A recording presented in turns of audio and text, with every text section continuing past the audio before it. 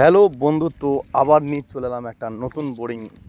তো বন্ধু সাথে থাকবে, চ্যানেলটাকে ফলো করবে, লাইক শেয়ার কমেন্ট আর সাবস্ক্রাইব করবে বন্ধু। তো কে কোথা থেকে দেখছো একটু ইনবক্সে মেসেজ করবে। তো আমরা এই বোরিংটা 160 ফুট চালাবো। তো আমাদের এখন 150 ফুট যাচ্ছে, আর 10 ফুট চালিয়ে আমরা এই কাজটা শেষ করবো এখানে। তারপর আমরা বড় কাটিং করব, তারপর আমরা আবার পাইপ নামাবো, তারপর গ্যাবেলস খাওয়াবো, তারপর কম্প্রেসার মারবো, তারপর মোটর নামাবো। তো আমরা এইসব কাজগুলো করবো বন্ধু। তো আমাদের এই ভিডিওটা দেখতে গেলে আমাদের চ্যানেলটাকে সাবस्क्राइब করতে হবে, আমাদের पास থাকতে হবে, और साथ में जो बेल आइकन है उसको भी दबाना पड़ेगा। তো বন্ধু এখানে প্রচুর ওভারফ্লো করছে, এখানে আমাদের এই জলটা বহুত পাতলা আছে, এখন জলটা গোবর মারতে হবে। আমাদের গোবর এখানে আমরা পাচ্ছি না, অনেক দূর থেকে গোবর আনতে হবে। তো আজকে দিনটা কোনো কাজটা কষ্ট করলি, কালকে আমরা পুরো গোবর মেরে পুরো কাজটা ক্লিয়ার করবো। তো আমাদের আজকে আর একটা পাইপ চালাতে হবে, তাই একটা পাইপের জন্য আর গোবর আনার চেষ্টা করছি না। তো তারপর আমরা গোবর আনবো, তো গোবর এনে তারপর চালু করবো। তো সেটা দেখাবো বন্ধু, যে ওভারফ্লো যখন করবো না সেটাও দেখাবো, যখন ওভারফ্লো করছে এটাও দেখাচ্ছি। আর যখন পাইপ নামাবো সেটাও দেখাবো, মোটর নামানো সেটাও দেখাবো, কম্প্রেসার সেটাও দেখাবো, বোরিংয়ে A to Z যেটা হয় সেটাই দেখাবো। তো সাথে থাকতে হবে। তো আমরা বন্ধু এটা যে আমরা পাইপ নামাবো, তো পাইপ নামানোর বিষয়টা হচ্ছে যে প্রথম আমাদের বোরিংটা ফুল ক্লিয়ার করে কাটিং করতে হবে। ফার্স্ট কাজ হয়েছে ওইটাই, ফার্স্ট কাটিং করে ক্লিয়ার করতে হবে। ক্লিয়ার করলে পর আমাদের ওটা আধা ঘন্টা ধরে ওয়াশ করতে হবে। আধা ঘন্টা ধরে ওয়াশ করার পর আমাদের যে লোহা পাইপগুলো থাকবে সেই পাইপগুলো সব উঠিয়ে নিতে হবে। সেসব পাইপ উঠিয়ে নেওয়ার পর তারপর আমরা যে প্লাস্টিক পাইপগুলো ভরবো সেগুলোর জন্য আমাদের প্রস্তুতি করতে হবে। তো সেই পাইপগুলো নামানোর আগে আমরা একটা 4 ইঞ্চি রেডিয়েশন লাগিয়ে দেবো, একটা 6/4 রেডিয়েশন একটা লাগিয়ে দেবো, তারপর একটা 4টে রেডিয়েশন বা 4/2 রেডিয়েশন যাই হোক লাগিয়ে দিয়ে আমরা পাইপটা ডাউন করতে লাগবো। তো পাইপটা ডাউন করা হয়ে গেলে আমরা তারপর কম্প্রেসার গ্যাবেজ খাওয়াবো, কম্প্রেসার মারবো, তা সেগুলো শুধু দেখাবো। তো সেসব দেখতে গেলে আমাদের সাথে থাকতে হবে, চ্যানেলটাকে ফলো করতে হবে, লাইক শেয়ার কমেন্ট আর সাবস্ক্রাইব করতে হবে।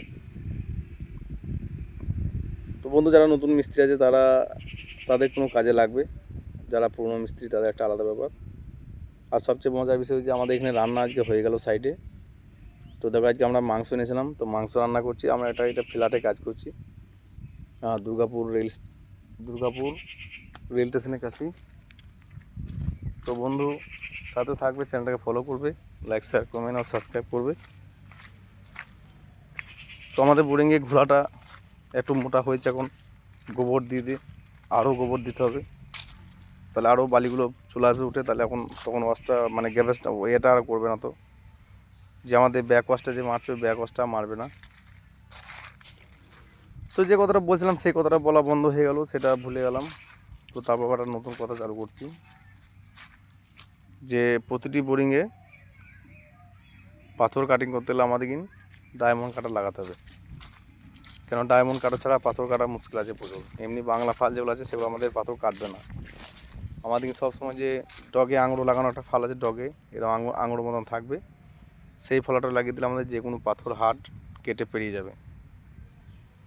তো আমরা বন্ধু এইখানে ওই ফালটাই লাগিয়েছি, যে ফালটা আপনাদের বললাম সেই ফালটাই লাগিয়েছি। তো আমাদের ভালোই কাটিং হচ্ছে, মানে যাই কাটিং হচ্ছে পুষিয়ে যাচ্ছে। এর আগে যে আমরা ফাল লাগাতাম সেই ফালটা কিন্তু এত কাটিং হতো না ফার্স্ট, কিন্তু এই ফালটা তাও কাটিং হচ্ছে। তো বন্ধু দেখো আমাদের এখন বৃষ্টি নেমে গেল। তো বৃষ্টি নেমে গেল, তো আমাদের মেশিন এখন চলছে বৃষ্টিতে। কেন এটা ম্যানুয়ালি করলে আমার এত কাজ বন্ধ হয়ে যেত, মেশিন বলে কাজটা বন্ধ হলো না, মেশিনটা চালু করে দিয়ে একটা ছেলে হালকা ভিজছে। তো একজনকে একটা রেনকোট দেওয়ার দরকার অবশ্যই, কিন্তু আমি একটা রেনকোট দেবো পরে ভিডিওতে, বৃষ্টি হলে রেনকোট পরে নেবে। তো বোরিং আমাদের চলছে বন্ধু। তো আমরা একটা 160 কাটিং করবো, 160 কাটিংয়ে 160 ফিটিং করবো। কেন এখানে টোটালটাই পাথর আছে, 50 ফুটের পর টানা পাথর আছে 50 ফুট। সেই 50 ফুট পাথর আমরা কেটে ফেলেছি। তো সেই পাথর কাটার পর আমরা এবারে পাইপ ফিল্টার নামাবো।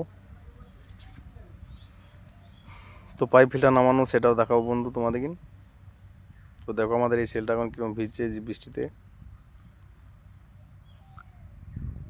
বোরিং আমরা কিন্তু বন্ধ করে নাই, বৃষ্টি হচ্ছে তাও আমাদের বোরিং চলছে। তো বন্ধু এটা মেশিন বলি সম্ভব, এটা ম্যানুয়ালি হলে কিন্তু সম্ভব হতো না। কেন ম্যানুয়ালি সেটে ধরুন কাজ করতে গেলে অসুবিধা, কেন ম্যানুয়ালি সেটে মানুষ ভিজলে তাদের সর্দি গরমি ঠান্ডা বা নানা রকম শরীর খারাপ হয়ে যেতে পারে।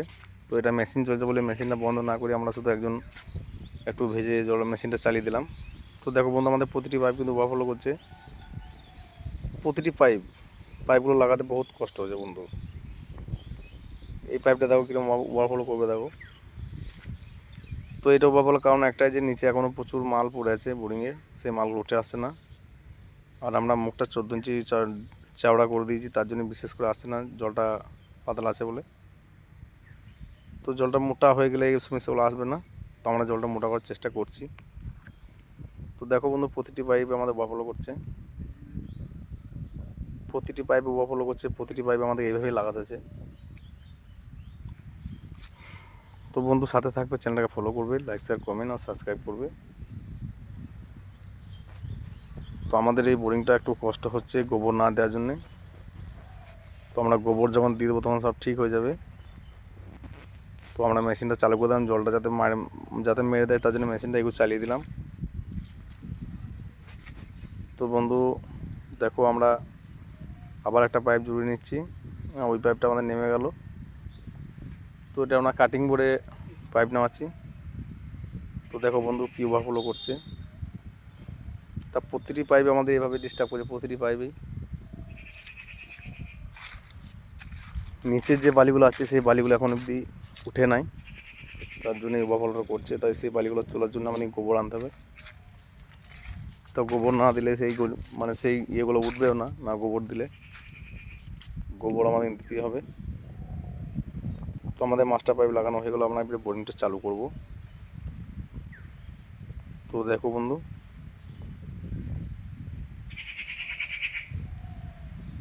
পাইপটা জয়েন হয়ে গেছে।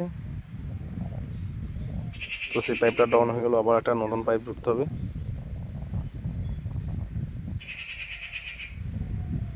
তো বন্ধু সাথে থাকবে, চ্যানেলটাকে ফলো করবে, লাইক শেয়ার করবে না সাবস্ক্রাইব করবে। তো আমরা যটা পাইপ দিলাম তটা পাইপই বন্ধু কিন্তু ওভারফ্লো করছে। তো দেখো বন্ধু কী ওভারফ্লো করছে। পাইপটা লাগালে বহুত বহুত প্রবলেম হচ্ছে পাইপটা লাগাতে।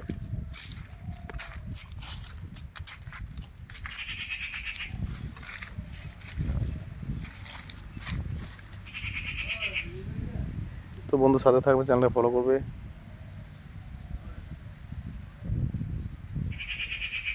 তো দেখো আমাদের পাইপটা জয়েন করা হয়ে গেল।